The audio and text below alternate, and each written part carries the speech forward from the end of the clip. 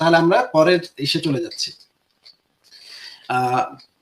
সম্পত্তিতে অর্ধেক সেটা তো পাবে বললামই। তারপরে হচ্ছে নারীর স্বাক্ষর হচ্ছে পুরুষের অর্ধেক। নারীদের গৃহাভ্যন্তরে অবস্থান করতে হবে, সূরা আহজাবের 33 নম্বর আয়াতে বলা হচ্ছে। এটা দেখেন, নারীদেরকে রাস্তার মাঝখান দিয়ে চলাফেরা পর্যন্ত করা নিষেধ করা হয়েছে। ইসলামিক ফাউন্ডেশনের সুনান আবু দাউদ শরীফের 518282 নম্বর হাদিসে বলা হয়েছে, যখন রাসূলুল্লাহ বলেন, মহিলাদের বলেন, তোমরা অপেক্ষা করো, তোমাদের রাস্তার মাঝখান দিয়ে চলাচল করা উচিত নয়, বরং তোমরা রাস্তার এক পাশ দিয়ে হাঁটবে। এরপর মহিলারা রাস্তা দেয়াল ঘেঁষে চলাচল করার ফলে অধিকাংশ সময় তাদের কাপড় দেয়ালের সাথে আটকে যেত। ইসলামে অপ্রাপ্তবয়স্ক মেয়েদের সাথে বিয়ে করাটা সম্পূর্ণ হালাল করা হয়েছে। এটা নিয়ে বিস্তারিত আমার একটা লেখা আছে আয়েশার বয়স নিয়ে, সেটা নিয়ে বিস্তারিতভাবে আলোচনা করতে পারি, কিন্তু এটা নিয়ে শুধু একটা জিনিস বলে দিলাম, কোরআনে অপ্রাপ্তবয়স্ক মেয়েদেরকে বিয়ে করাটা হালাল করা হয়েছে ইসলামে, এবং নবী নিজে করেছে। নবী একটা অপ্রাপ্তবয়স্ক মেয়ের সাথে যৌন কর্ম করেছে, যার নাম ছিল আয়েশা। এটা হচ্ছে সভ্য পৃথিবীতে এটাকে বলা হয় পেডোফিলিয়া। নবী মোহাম্মদ ছিলেন একজন পেডোফাইল, যিনি একজন অপ্রাপ্তবয়স্ক মেয়ের সাথে যৌনকর্ম করে নিকৃষ্টতম কাজ করেছেন, এবং এই কাজটাকে আমরা বলি ধর্ষণ। সেই সূত্রে নবী মোহাম্মদ হচ্ছে একজন ধর্ষক ব্যক্তি, যিনি হচ্ছেন একজন অপ্রাপ্তবয়স্ক মেয়েকে ধর্ষণ করেছেন। এই জিনিসটা আমরা প্রমাণ করব। যদি এটা নিয়ে আলোচনা ওঠে তখন আমরা প্রমাণ করব যে নবী মোহাম্মদ যে একজন ধর্ষক ছিলেন, সেটা আমি প্রমাণ করে দিব। এইখানে যে জিনিসটা দেখাচ্ছি, আমি 1 মিনিটে একটু 30 সেকেন্ডের কথা বলবো। আচ্ছা বলেন। হ্যাঁ বলেন। আচ্ছা, আমার অনেক রাত হয়েছে এখানে, প্রায় হয়তো বাংলাদেশ টাইম হচ্ছে 1:25 AM। তো সেই হিসেবে আমি একটু, আমার সন্তান আছে, আমার স্ত্রী আছে, আমি একটু ঘুমোতেও যেতে হবে, সকাল অফিসে যেতে হবে। আপনি কি আমার ফেসবুক পেজ থেকে বা আমাদের মানে আমাদের যে চ্যানেল আছে সেখান থেকে কি একদিন লাইভ আসার সাহস রাখবেন? ভাই সাহস, আমি দুজন ইসলামিক স্কলার সহকারে, দুজন ইসলামিক স্কলার থাকবেন এবং আপনি থাকবেন। ভাই কথাটা শুনেন আগে, কথাটা শুনে নেন। সাহস মানে কি? আপনার কি চাপাতি নিয়ে বসে থাকেন?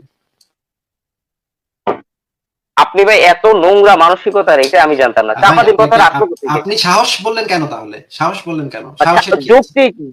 যৌক্তিক বিষয়ে সাহসিকতা।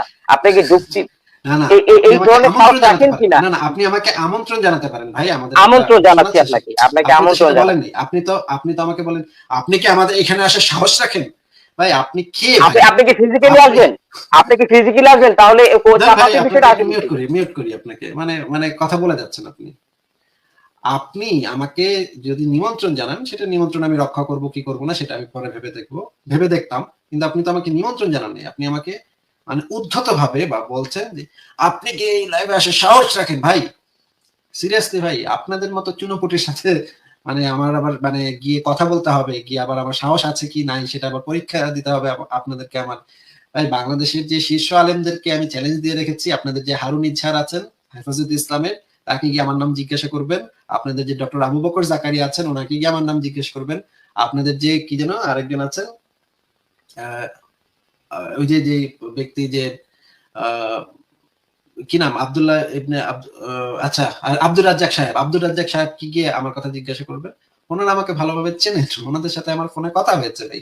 কার সাথে কি কথা বলতে আসেন ভাই আপনাদের কোনো আইডিয়া নাই ভাই। কি কার সাথে কি কথা বলতে হয়, কার সাথে কি কথা বলা যায় সেইটা একটু বুঝে শুনে কথা বলতে হয়। হ্যাঁ, আপনাদের লাইভে তো আমার আসার মানে কোনো ইয়াই নেই, কোনো প্রশ্নই নেই। আপনাদের মতো চুনোপুটির সাথে আমি কি কথা বলবো?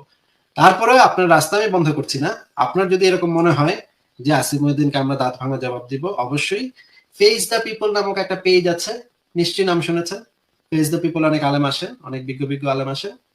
আপনার যে পরিচিত আলেম আছে ওনাকে বলেন যে আসিফ মহিউদ্দিনের সাথে আপনি একটা বিতর্ক করেন, ফেস দ্য পিপল সেই বিতর্কটা অনুষ্ঠান করবে।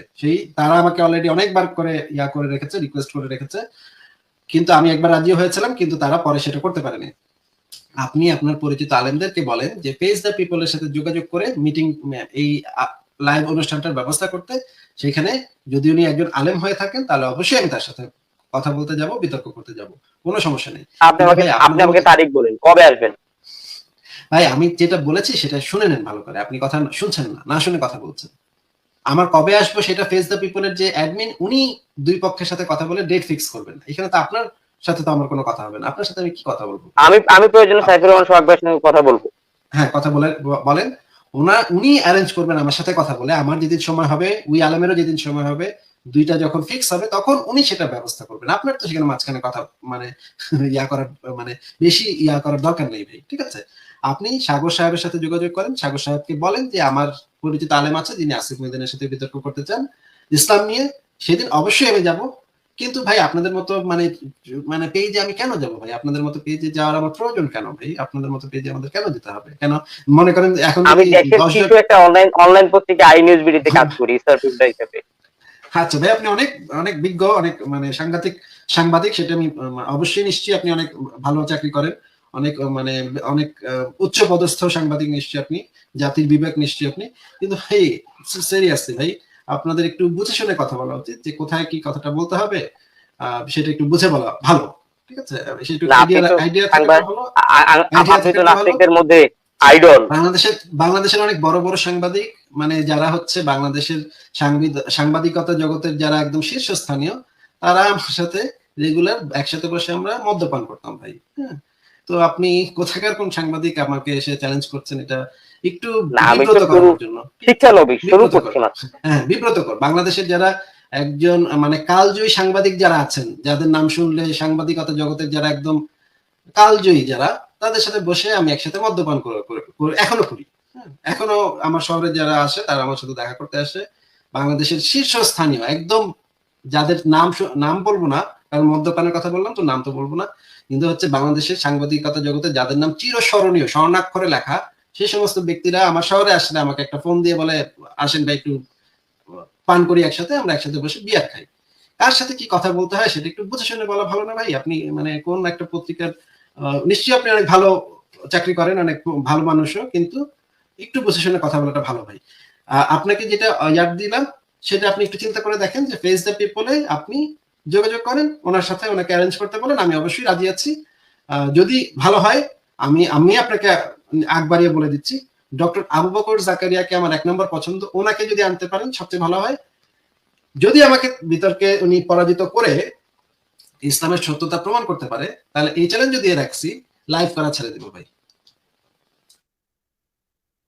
আপনি বলেন ভাই এবার।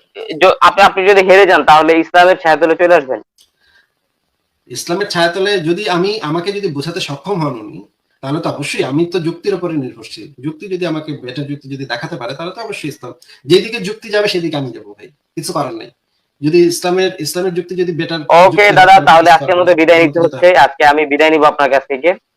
ভালো আচ্ছা থাকবেন ঠিক আছে, এবং ঠিক আছে। আপনার সুস্থতা কামনা করি। আসসালামু আলা মানিত্তাবাল হুদা। আচ্ছা ভাই ঠিক আছে, হুদা হুদা হুদা, সবকিছু হুদা। ঠিক আছে ভাই, ভালো থাকেন, আপনার জন্য শুভকামনা রইল, আপনাকে বিদায় জানাচ্ছি। আহ, আহ, আমি তো আরো অনেকগুলো রেফারেন্স দেখাতে চেয়েছিলাম, কিন্তু শোনার তো আর সময় হলো না। আচ্ছা, হকিং ভাই আমাদের সাথে যুক্ত হয়েছেন।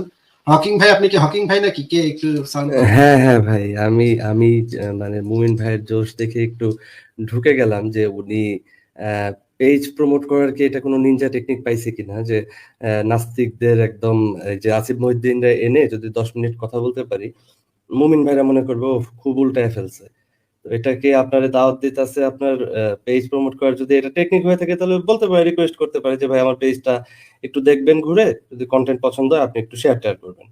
এটা কি ধরনের মানে আপনার সাহস পাবেন কিনা, এটা কি ধরনের চিপ টেকনিক ছিল? আমি জাস্ট এটা বুঝতে পারলাম না, আমাকে এটা জিজ্ঞেস করতে চাইছিলাম আর কি আসিফ ভাই। আমিও খুবই অবাক হলাম, মানে ওনাদের মানে উনি আবার আমাকে জানাচ্ছেন যে উনি অনেক বড় সাংবাদিক।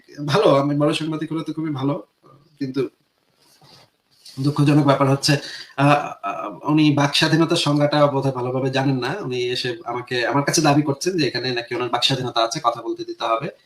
এটা মানে খুবই হাস্যকর যে ওনারা সাংবাদিকতা করেন অথচ বাক স্বাধীনতার সংজ্ঞাটা জানেন না। অমিত ভাই, আপনি তো আছেন, অমিত ভাই?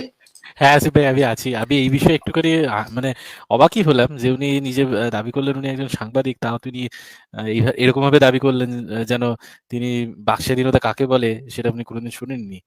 এটা একটুখানি অদ্ভুত লাগলো আসিফ ভাই। কিন্তু আমি জানতে চাচ্ছি যে আপনার যে ধর্মটা, সেই ধর্মটার মানবিকতা কতটুকু। তো আমি আপনার ধর্মের মানবিকতাটার কয়েকটা উদাহরণ দিই। আপনার ধর্মের মানবিকতা হচ্ছে, যারা ইসলাম কবুল করবে না সেই সমস্ত মানুষদেরকে ধরে মেরে ফেলা। এটা হচ্ছে আমি আপনার পশুর ধর্মের। কথা নিয়ে আসছি ভাই, আমি কিন্তু না, না, মানুষের কথা আপনি যাইনি। আবার মাঝখানে কথা বলছেন, আপনি আবার মাঝখানে কথা বলছেন না ভাই, ভাই, এটা আপনি তো তো কথা চেঞ্জ করতে। আপনাকে আমি মাঝখানে, আপনি আবারও মাঝখানে কথা বলছেন ভাই, এটা তো ঠিক না। আপনাকে আমি মাঝখানে কথা বলতে না করেছি না, আপনি মাঝখানে কথা বলে আমার মেজাজ আরো গরম করে দিচ্ছেন। গরম করেন না। আমি আপনাকে যে জিনিসটা বলছি সেই জিনিসটা শুনে নেন। আপনার ধর্মের মানবিকতা হচ্ছে, যারা ইসলাম কবুল করবে না তাদেরকে কতল করতে হবে অথবা তাদেরকে জিজিয়া কর দিতে হবে। তাদেরকে কতল করতে হবে, পত্তলিকদের কতল করতে হবে অথবা জিজিয়া কর দিতে, পত্তলিকদের কতল করতে হবে অথবা ইসলাম কবুল করতে হবে। আর আহলে কিতাবদের হয় জিজিয়া কর দিতে হবে অথবা কতল করতে হবে। এই হচ্ছে আপনার ধর্মের মানবিকতা। আপনার ধর্মের মানবিকতা হচ্ছে কাফেরদেরকে মেরে তাদের মা বোনদেরকে তুলে এনে, আপনার নবী যেটা করেছিল, আপনার নবী কাফেরদেরকে ভাই মেরে ভাই ভাই ভাই ভাই, এক মিনিট এটা একটা কথা বললে এখন কিন্তু বের করে দিব, একটা কথা বললে এখন বের করে দিব। আপনার নবী যে ধর্ষক নবী মোহাম্মদ, ভাই ভাই ভাই ভাই ভাই, এই যে এখানে তো লুচ্চা নবী মোহাম্মদ যে কাজটা করতো সেই কাজটা হচ্ছে কাফেরদেরকে মেরে, পত্তলি কাফেরদেরকে মেরে তাদের মা বেটিদেরকে তুলে এনে তাদেরকে গ্যাংরেপ করতো। আপনার সাহাবীরা, নবী এবং তার সাহাবীরা গ্যাংরেপ করতো। এই যে আপনার ভাই ভাই টাইমে কথা বলেন, হ্যাঁ এই যে এখন আপনার সাথে কিন্তু আমি আপনাকে আমি যুক্ত করব, আমার কথা শেষ হলে তখন আপনি কথা বলতে পারবেন।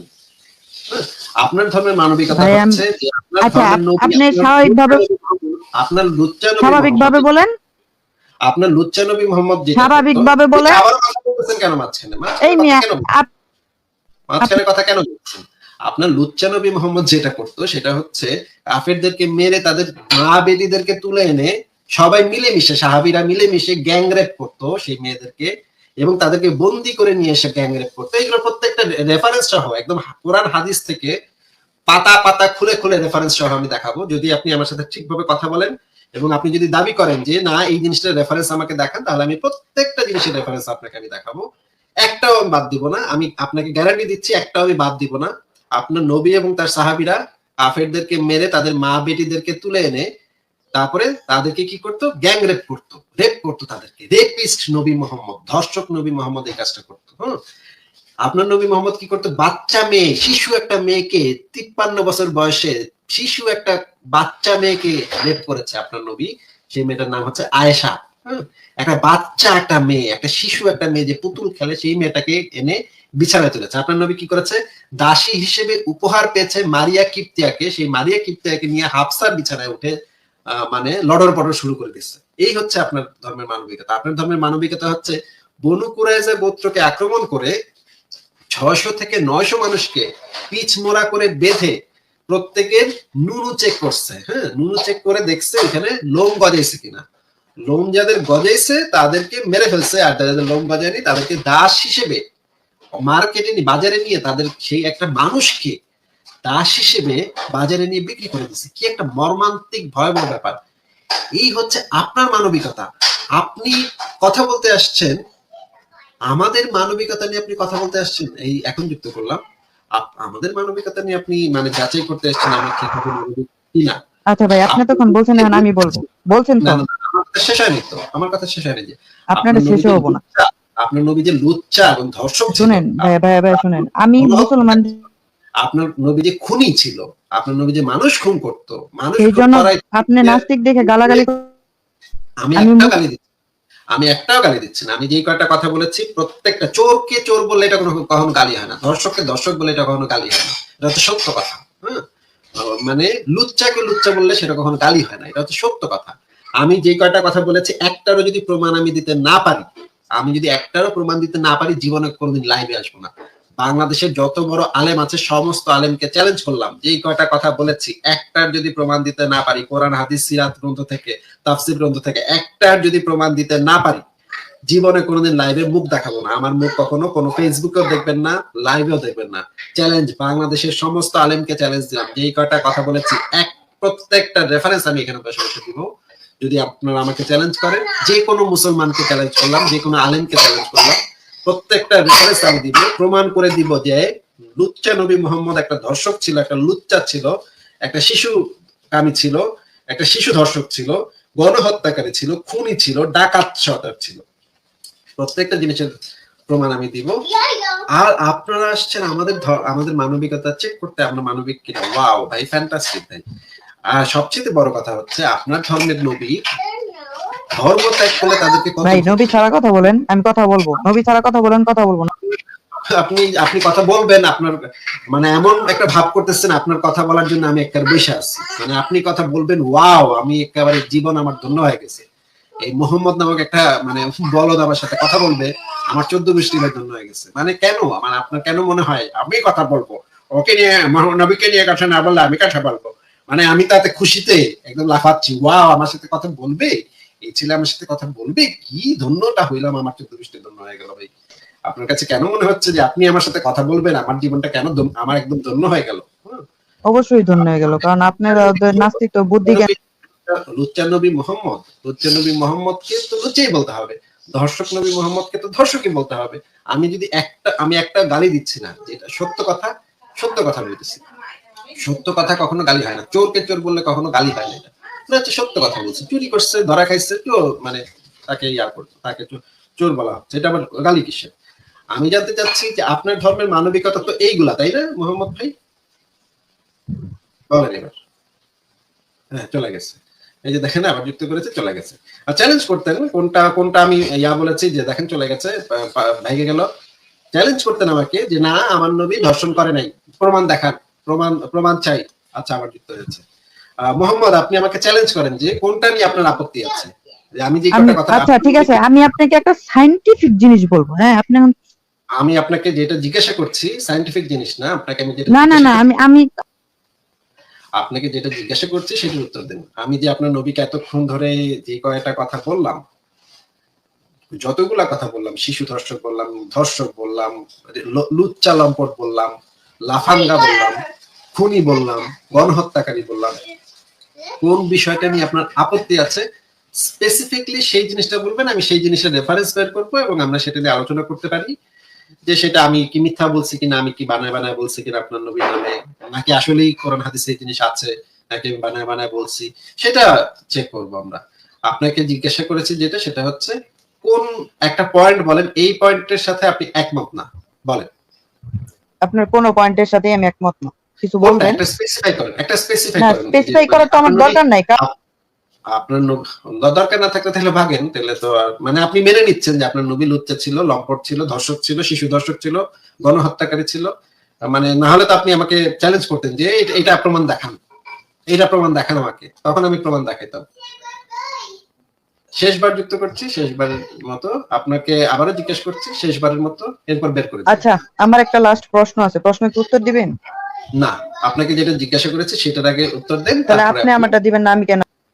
ওকে, গুড বাই, কিক আউট, লাথি মেরে বের করে দিলাম।